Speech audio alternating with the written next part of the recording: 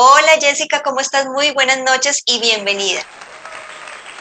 Hola, muy buenas noches para todos. Muchas gracias a todos los que nos acompañan en este programa. Bueno, les cuento que mi nombre es Jessica Paola Beltrán Cabezas. Soy psicóloga de profesión, especialista en intervención lúdica de la Fundación Universitaria Los Libertadores. He tenido la oportunidad de ampliar mis conocimientos profesionales a través de un diplomado en psicología clínica de modalidad presencial con el Instituto de Estudios Psicológicos en Madrid, España, y también un seminario en trastornos del aprendizaje, también bajo modalidad presencial con la Universidad de La Habana en Cuba.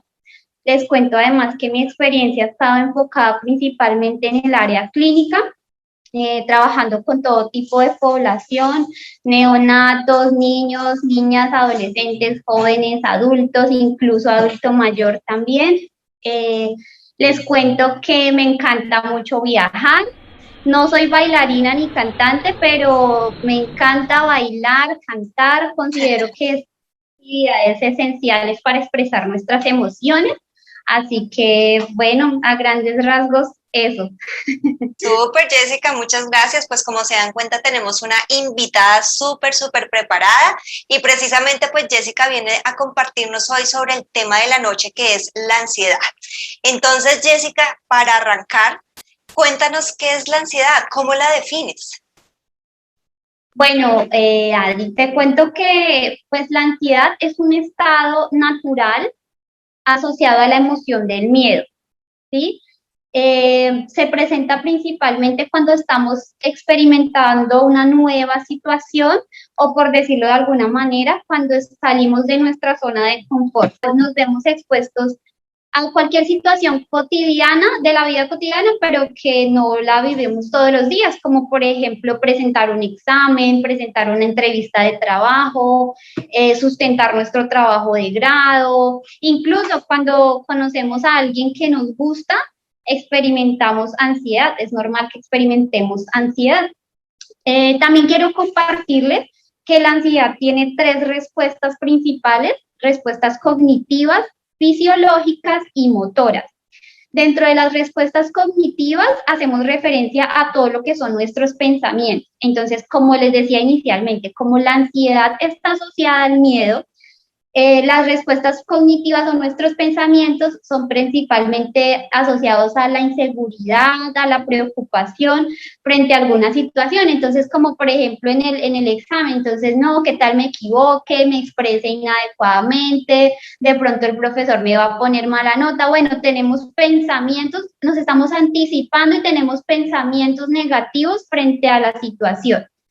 Las respuestas fisiológicas, principalmente para la ansiedad, se caracterizan por ser respuestas como malestares de tipo estomacal, sudoración excesiva, temblor, tensión muscular, eh, aumento en el ritmo cardíaco. Esas son como las respuestas fisiológicas principales. Y dentro de las respuestas motoras tenemos, hacer referencia a nuestras conductas, entonces principalmente conductas evitativas, es decir, que evitamos exponernos a la situación, entonces evitamos presentar el examen o la entrevista de trabajo por esa ansiedad, miedo, evitación o huir de alguna situación como conducta motora. También encontramos respuestas como, por ejemplo, movimientos repetitivos. Entonces, por ejemplo, cuando estamos ansiosos, tocamos las cosas o movemos nuestras piernas. Esas son respuestas a la ansiedad. Comer, beber en exceso, tomar en exceso. Esas son algunas de las respuestas de la ansiedad. Listo, bueno, ¿en qué momento Jessica la ansiedad pasa a ser un trastorno? Bueno, te cuento que ya estas conductas que les mencioné anteriormente son conductas adaptativas. Entonces lo voy a explicar a través de un ejemplo. Tú vas caminando y resulta que te quedaste en una estación que no era, entonces decides caminar, pero dices, no, si paso por esa calle está como poco iluminada, está sola, de pronto me pasa algo. Entonces ahí tenemos la respuesta cognitiva, ¿verdad? Seguimos avanzando y resulta que como nuestra ansiedad incrementa, empezamos ya a tener respuestas fisiológicas, entonces nos sudan las manos, de pronto vemos a alguna persona que nos puede hacer daño, entonces eso nos genera ansiedad y la respuesta motora es huir o evitar. Entonces yo digo, no, más bien me devuelvo, no voy a seguir caminando por esta calle porque siento que puede ser peligroso para mí, más bien me regreso y bueno, esas serían las conductas adaptativas porque nos están protegiendo, nos están haciendo afrontar una situación. ¿Cuándo pasa a ser un trastorno? Cuando estas respuestas ya no son adaptativas, ya no nos ayudan a enfrentar la situación, sino que por el contrario afectan nuestra vida cotidiana. Entonces, por ejemplo, yo definitivamente tomé la decisión de no salir de mi casa. En cuanto a respuestas motoras, definitivamente dije no, ya no voy a salir más porque en la calle estoy expuesta a muchos peligros, entonces prefiero no salir. Ya se vuelve desadaptativo porque no está realizando sus actividades de la vida cotidiana. Respuestas fisiológicas, encontramos, por ejemplo, que esos malestares estomacales ya se pueden convertir en una gastritis, que ya tenemos respuestas fisiológicas mucho más fuertes, como por ejemplo asociadas a enfermedades crónicas, como por ejemplo la hipertensión arterial, la diabetes, que también se asocia de pronto también el estrés laboral o cualquier tipo de estrés. Ahí tenemos respuestas fisiológicas que ya son desadaptativas porque son en exceso, son muy fuertes para nuestro diario vivir. Y los pensamientos, ya no hablamos solamente de pensamientos, sino hablamos, por ejemplo, de una rumiación del pensamiento. ¿Qué quiere decir? Que todo el tiempo, no hay ni siquiera un segundo donde estemos tranquilos, sino todo el tiempo estamos cargados mentalmente pensando de una manera negativa frente a cualquier situación. Entonces, esas respuestas ya no son adaptativas porque nos están afectando nuestra vida cotidiana. Ahí hablamos de un trastorno. Bueno, Jessica, cuéntanos un poco más como a profundidad, ¿cuáles son las principales causas de los trastornos de ansiedad?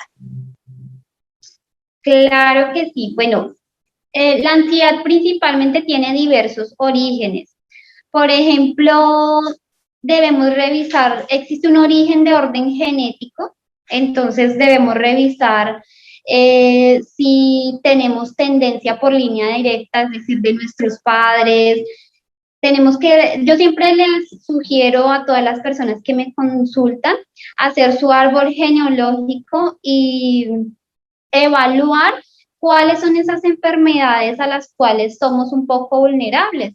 Entonces, por ejemplo, yo sé que muchos de nosotros en nuestra familia tenemos personas con hipertensión, obesidad y pues cuidarnos frente a ese orden de origen genético. Entonces, para desarrollar un trastorno de ansiedad existe un origen de orden genético, es decir, es heredable también. Otro origen va, por ejemplo, enfocado a rasgos de personalidad. Hay personas que tienden a ser un poco preocupadizas, por decirlo de alguna manera. Son personas que planifican de una manera minuciosa, que son aprensivas, planifican, coordinan muy bien cada paso, cada situación que van a llevar en su vida. Y si algo muy mínimo no sale como lo planeaban, son personas que se les dificulta afrontar esa situación, entonces tienden a ponerse ansiosos con facilidad, ya que no son tan resilientes o no son tan habilidosos para ser resilientes y tienden a ser muy preocupadizos. Son personas que son más susceptibles a desarrollar un trastorno de ansiedad. Y por último, tenemos un origen como en muchas de las enfermedades mentales, donde hay alteraciones en los neurotransmisores, en este caso en el neurotransmisor de la noradrenalina y la serotonina, y también en lo que conocemos como nuestro sistema GABA, que lo que hace es, nuestro sistema GABA lo que hace es hacer que nuestro sistema nervioso se regule, esté estable, esté tranquilo. Entonces, si hay alguna alteración en nuestros neurotransmisores, también eso lleva a que desarrollemos un trastorno de ansiedad. Ujú. Me llama mucho la atención lo que nos compartes con respecto a las personas que te entiendo son como muy estructuradas, muy psicorrígidas, planean absolutamente todas las actividades que van a hacer en el día a día. Y para estas personas, digamos que tener situaciones de ansiedad está dentro de lo normal. Quería preguntarte eso, si es normal o si estas personas de alguna manera lo pueden manejar y controlar. Sí, digamos que son susceptibles a desarrollar un trastorno de ansiedad, sí lo pueden manejar, claro que sí. Lo importante es, pues, reconocer que de pronto ellos nos está afectando nuestra vida cotidiana y encontrar ciertos tips o habilidades que nos permitan regular los niveles de ansiedad para mejorar nuestra calidad de vida. Bueno, Jessica, ¿cuáles son los tipos de ansiedad que existen actualmente? Bueno, mira, Adri, existe ansiedad generalizada, donde la ansiedad generalizada se referencia principalmente a las personas que, bueno, como les decía, como estamos hablando de trastornos, entonces sus respuestas son muy fuertes, ¿sí? En este trastorno de ansiedad generalizada se presentan pensamientos todo el tiempo negativos, la persona sabe que eso le genera mal, pero no lo puede evitar, no lo puede controlar. Entonces, todo el tiempo está con pensamientos negativos, de temor, de miedo y de inseguridad. Esa es la ansiedad generalizada. También existe el trastorno de ansiedad obsesivo compulsivo, donde se caracteriza principalmente por aquellas personas que tienen tendencias a repetir conductas, pero de una manera muy marcada. Entonces, por ejemplo, alguna vez tuve un paciente que él me manifestaba la necesidad de lavar su vaso cada 15 minutos. Entonces, tú imagínate la calidad de vida de una persona que cada 15 minutos necesita lavar su vaso y sus cubiertos. Y la verdad, él no se podía trasladar, por ejemplo, no podía viajar, él no podía dirigirse a su trabajo porque su recorrido en transporte era de media hora y él tenía alarmas para cada 15 minutos lavar su vaso, sus cubiertos, porque él manifestaba que las bacterias del medio ambiente podían contaminarle y al quedarse allí le podrían generar un daño. Entonces, ahí estamos hablando de un trastorno obsesivo compulsivo. Complicado. También existe, dime. Un tema complicado, o sea, tener que estar en una situación así me parece muy complicado porque uno no siempre puede como prever muchas cosas, entonces en el momento que no pueda hacerlo por X o Y razón, como esta situación que nos compartes, entonces esa persona me imagino que se indispone, somatiza, o sea, tiene una ansiedad pues muy extrema. Exactamente, sí. Ahí pues se veía afectada toda su calidad de vida porque no podía compartir una cena con alguien, de más cualquier cosa, porque necesitaba puntualmente hacer esa conducta, lavar sus vasos y sus cubiertos, entonces era desadaptativo. Bueno, también tenemos trastorno por estrés postraumático. Hace referencia a un trastorno de ansiedad que se desarrolla luego de habernos enfrentado a una situación o algún evento que marca demasiado a nivel emocional. Por ejemplo, un accidente automovilístico, bien sea que me vea expuesta, es decir, que de pronto yo iba conduciendo y vivencié la experiencia como algo muy negativo en mi vida, o también puedo haberlo visto. Entonces, si yo veo un ataque a alguien o estoy expuesta o vivencié, estuve presente en el momento que se presentó ese accidente automovilístico, puedo desarrollar un trastorno de estrés postraumático. Y bueno, finalmente tenemos el trastorno de ansiedad social, que pues como su nombre lo indica, hace referencia al trastorno de ansiedad cuando nos vemos expuestos a socializar con otras personas. Entonces, la persona se aísla por completo, decide definitivamente no volver a socializar con nadie más por el nivel de ansiedad que ello le genera. Ok. Bueno, con base en eso que tú nos estás compartiendo, ¿qué te parece si nos cuentas cuáles son los principales síntomas de los trastornos de ansiedad y cómo podemos tratarlos? Ajá. Bueno, los síntomas están asociados a los ejemplos que ya les mencioné en cada uno de los trastornos de ansiedad. ¿Sí? Bueno, digamos que vienen a ver ya síntomas precisos para cada uno de ellos que pues digamos se evalúan directamente en consulta.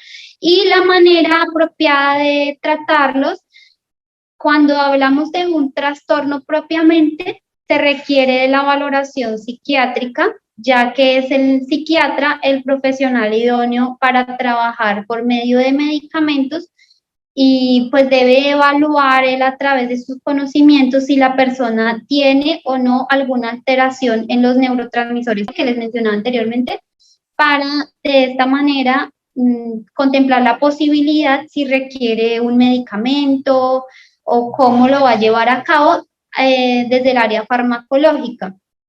Y adicional a ello, se requiere llevar un proceso de acompañamiento psicológico, ya que por medio de la psicoterapia y de diferentes técnicas, como por ejemplo la sensibilización sistemática y diferentes técnicas que existen para trabajar cada uno de los trastornos, y también para ver cuáles son los antecedentes, precedentes y mantenedores que puedan estar afectando a la persona. Entonces, no se podría hablar de un tratamiento en sí, en general, porque hay que evaluar muchas cosas que fue lo que desencadenó en sí en el trastorno y empezar a trabajar allí.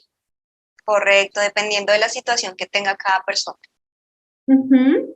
Listo. ¿Qué te parece si nos compartes tips para que podamos regular nuestros niveles de ansiedad? No sé si nos puedes recomendar alguna técnica o ejercicio. Claro que sí.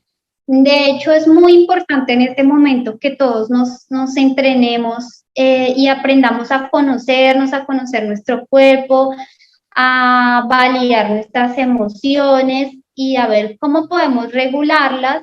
Y para la ansiedad, por ejemplo, me gustaría, Adri, hacer como ahí el ejercicio contigo, que te pongas en una posición que te sientas cómoda, puedes estar ahí sentada Claro que sí. eso, como te ubicas de una manera que te sientas cómoda y te explico. Bueno, Listo. por ejemplo, ¿listo? Listo. Vamos a realizar un ejercicio de relajación por medio de la respiración. Hay diversos estudios que nos indican que a través de la respiración podemos regular nuestros niveles de ansiedad y esto va a ser muy útil para esos momentos donde vivenciamos esta emoción. Entonces, voy a hacer la técnica 4-7-8, se llama así, se le denomina así. ¿Y cuál es el ejercicio? Ahí donde estás, vas a inhalar y mentalmente vas a contar hasta 4. Entonces, inhalas, 1, 2, 3, 4, mentalmente, lo sostienes y cuentas mentalmente hasta 7 y luego exhalas contando hasta 8, que al final, cuando ya hayas terminado de exhalar, vayas en 8. No sé si fui clara con el ejercicio. Creo que sí. Sí, A sí. ver, hazlo ¿Listo? y me cuentas cómo te va. Ok.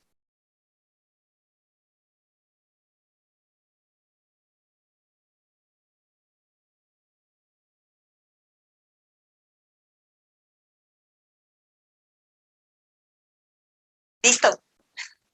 ¿Listo? Bueno, la idea es poder repetir esto 3 o 4 veces y ahí vamos a ver cómo nuestro sistema nervioso central se estabiliza, permitiéndonos una sensación de bienestar y de estabilidad, de tranquilidad Exacto, a eso fue través lo de que la sentí. respiración. Como tranquilidad, como que me relajé por unos segundos. Exacto. Digamos que esa es una forma disimulada de hacer un ejercicio, pero si a ese ejercicio que tú has hecho le añadimos ubicar las manos en esta posición, una mano aquí arribita del abdomen y la otra en el pecho, y tratamos de sentir cómo trabajan nuestros pulmones y cómo el movimiento de la respiración hace que nuestro abdomen crezca y asimismo haga movimiento. Y eso también va a favorecer, es otro ejercicio. Pero digamos que si uno está como en la oficina o algo más disimulado, pues no usa las manos. Súper, Jessica, muchas gracias por compartirnos esos ejercicios. De mi parte los tendré pues muy presentes. ¿Tienes alguna otra recomendación que nos quieras compartir? Claro que sí, Adri. Te cuento que pues muy importante mantener nuestros hábitos de vida saludable para mejorar nuestro estado en general de salud mental.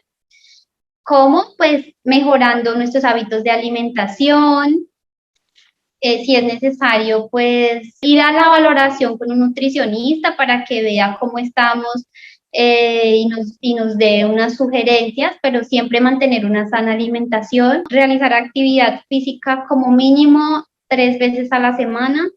Y cuando digo actividad física, a veces se nos hace la idea como, no, eso toca 1 hora en el gimnasio, no me queda tiempo, no, mira, yo les decía al inicio, me gusta mucho bailar y realmente puedes sacar 20 minuticos diarios para bailar, para cantar o para hacer actividades que cada uno descubra que le gusten. Eso va a favorecer nuestro estado de salud mental y, por supuesto, mejorar nuestros niveles de ansiedad. Totalmente de acuerdo contigo, Jessica, porque cuando uno habla de actividad física, como tú dices, no tiene que ser necesariamente que una rutina de ejercicios, sí, porque no todos les gusta como ese tipo de actividades, pero uno puede hacer lo que tú dices, bailar, ¿por qué no? Es un gran ejercicio y además que gusta mucho. Uno puede practicar yoga, bueno, hacer diferentes actividades que pueden, digamos, que nutrir y ayudar en ese sentido. Claro que sí. Finalmente, pues quisiéramos preguntarte si alguno de nuestros televidentes está interesado en contactarte para una consulta, cuéntanos por dónde lo pueden hacer. Claro que sí, me pueden contactar a través de mi número de teléfono o WhatsApp, que es 317-279-2048, y por ahí podemos estar haciendo un acompañamiento o demás. Por ahí me pueden Súper, contactar.